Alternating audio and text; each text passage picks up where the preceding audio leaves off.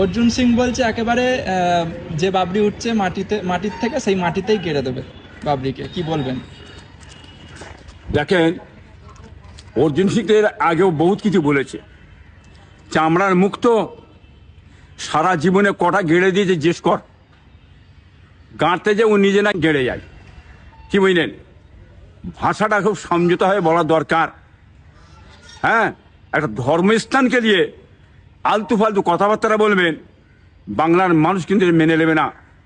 হ্যাঁ, জাতি ধর্ম বর্ণ নির্বিশেষে সকলেই জানেন মসজিদ মন্দির যে যা ধর্মের একটা জায়গা, কি বুঝলেন? আর ধর্মের জায়গাগুলো আপনি যে বলবেন ঘিরে দেবেন, চামড়ার মুখ বহুত কিছু বলা যায় মিডিয়ায়, বাংলার মানুষ জানে ওতে চিড়ে ভিজবে না। এর কোনো দাম নেই, ফেলে দিকে জানো অর্জুন সিংয়ের কথা, কে নেয় ওর কথা? হুমায়ুন বলছে ওকে সরু করে একেবারে লম্বায় মাটিতে ঢুকিয়ে দেবে ওই বাবরির জায়গায়, ও যদি যায় ওখানে। দেখুন, সরু করে মাটিতে ঢোকাবার দরকার নেই, মালিকের মারে আপনি ঢুকে চলে যাবে। একটু দাঁড়ান না, একটু করে দাঁড়ান, ভোটটা ঠিক মতো হয়ে যাক না। হুমায়ুনকে ঢুকাতে হবে না, বাংলার মানুষই ঢুকিয়ে দেবে, তখন দেখতে পাবেন আপনারা। বাবরি মসজিদে কোরআন পাঠ হলো কেন? বাবরি মসজিদ করছে, কোরআন পাঠ করা যাবে না। বাবরি মসজিদ ওটা ধর্মীয় ব্যাপার আমার, কে কোরআন পাঠ করবে না করবে সেটা আমার ধর্মীয় ব্যাপার। আপনাদের মন্দির আছে, মন্দিরে কে বাইবেল পড়বে, কে গীতা পড়বে, কে পুজো করবে, ওটা তিনাদের ব্যাপার। এটা আমার মসজিদের ব্যাপার। কোরআন পাঠ পাঠ করে মিলাদ দিয়ে দোয়া আছে, এই কাজগুলো করতে হয়, আমার ধর্মে চলবে, করা যায়। রাজ্যে একের পর এক ভাতা বৃদ্ধি হলো, কিন্তু ইমামদের নিয়ে কিছু দেওয়া হলো না। দেখুন, ভাতা 2000 টাকা ভাতা, আজকে কিছু ইমাম তাদেরকে গোলাম সাজিয়ে ফেলেছে। গোলাম সাজিয়ে তারা বসে আছে, কোনো কথাবার্তা বলতে চাইছে না। যখন দরকার পড়ে যায়, টান পড়ে যায়, কিছু নেতাদের ঘরে দিয়ে ডেকে নিয়ে বসে কিছু খাইয়ে টাইয়ে দিয়ে ভাবছে হয়তো আমাদের কিছু টাকা বাড়বে। না, টাকা বাড়বে না, কোনোদিন বাড়বে না। ভাতা কেন নেবে? ইমাম হয়ে নেবে কে? ইমাম হচ্ছে বাদশাহ, আল্লাহ তাদের যোগ্যতা দিয়ে যে সম্মান দিয়েছে, সম্মানের পাত্র, মানুষ মেনে নেয় ইমামদের ঘরে, কি বুঝলেন? আর ইমামদের 2000 টাকা ভাতা। যদি সরকার পরিবর্তন হয়,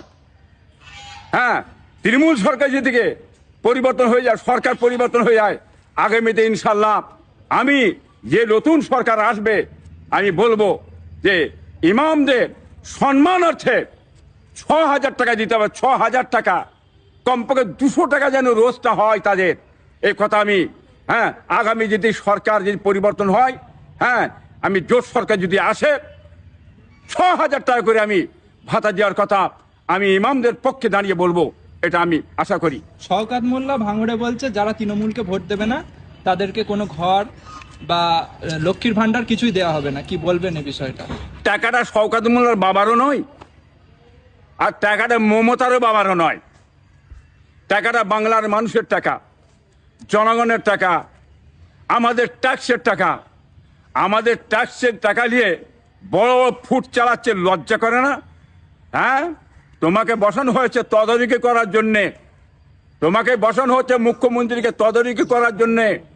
ঠিক মতন পশ্চিমবাংলায় জাতি ধর্ম বর্ণ নির্বিশেষে যে মানুষ আছে সবার জন্যে, সবাই পাবে, তাদেরকে দিতে হবে। এটা উনি কি চাইছেন যে কুক্ষিগত করে ফেলো এই টাকা নিয়ে? কেবলমাত্র তৃণমূল যারা করে তৃণমূল পার্টিকে দেওয়া হবে, অন্য দলমতকে দেওয়া হবে না। এটা কি ভাবছেন? কি বাংলার মানুষকে ছেড়ে দেবে? একটা সময় আসবে বাংলার মানুষ ছাড়বে না। এই টাকাটা জনগণের টাকা, এই ভয় দেখিয়ে আপনি ভোটটা দিতে চাইছেন। এই ভয় খাওয়ার লোক বাংলার মানুষ নেই, ভয় সেরে গেছে তাদের, তারা এই ভাতার খেতে চাইছে না, ভাতার প্রয়োজন নেই।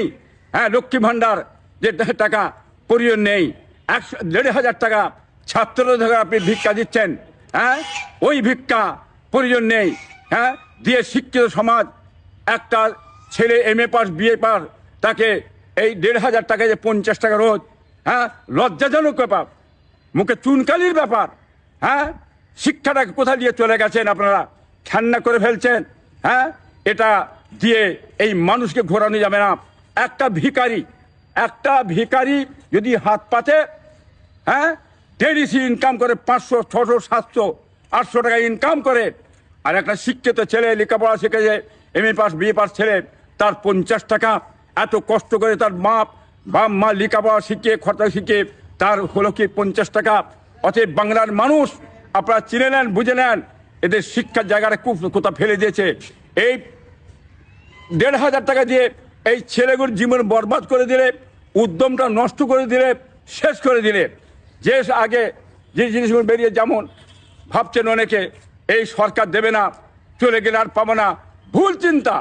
এর আগেও বামফ্রন্ট সরকার সাইকেল পাস করে গেছিল, সে সাইকেল এই মমতা ব্যানার্জি যত সাইকেল দেবে, কোটি কোটি সাইকেল, কে পাস করে গেল, কার পাস করা, সেটা বামফ্রন্ট সরকার পাস করা। আরো প্রকল্প যেসব দিয়ে গেছে বামফ্রন্ট সরকার, কি করেছেন, নামটা ঘুরিয়েছেন, সিঁড়িতে দাও, হ্যাঁ, সিঁড়ি দিয়ে নাম পড়িয়ে দিয়ে দেখো আমি মমতা ব্যানার্জি দিয়েছে। এসব প্রকল্পগুলো বামফ্রন্ট সরকার করে গেছে। কিন্তু এ সরকার চলে গেলেও কিন্তু মনে রেখে দেবেন, যে জিনিসটা পাস হচ্ছে, আগামী সরকার এলে ওই জিনিসটা এই সরকার, সেই সরকারকে দিতে হবে। এটা বাংলার মানুষ সবাই জেনে রেখে দেবেন। ওই ধোকায় পড়বেন না, ওই নেতাদের পাল্লায় পড়বেন না, খবরদার। ওই আশা করে ভোটটা লিবার জন্য ধোঁকা মারছে, এই ধোঁকা থেকে দূরে থাকবেন। হ্যাঁ, ইনশাল্লাহ তাড়ান এই সরকারকে, এই ধোঁকাবার সরকার।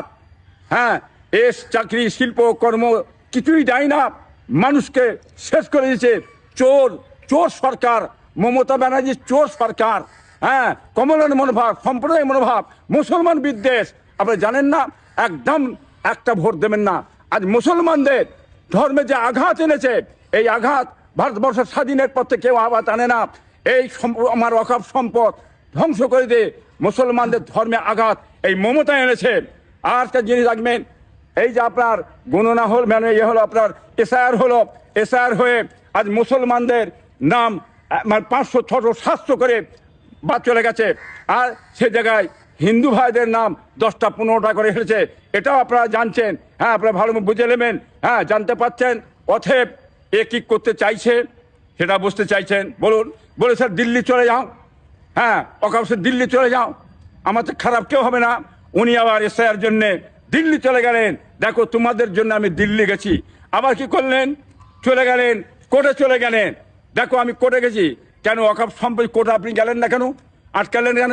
তার বেলায় বুঝতে পারছেন কিরাম ভিতরি মনোভাবনার, কিরাম দ্বিচারিতা মনোভাবছে, বুঝতে পারছেন। ইনি খালি করতে চাইছে একটাই জিনিস, ইনার আছে যেমন দিদি মোদি দুজনে মিলে এনার একটা উন্নয়ন, ভারতে উন্নয়ন করছে কি, ধর্ম ছাড়া এনার উন্নয়ন আর কিছু নেই।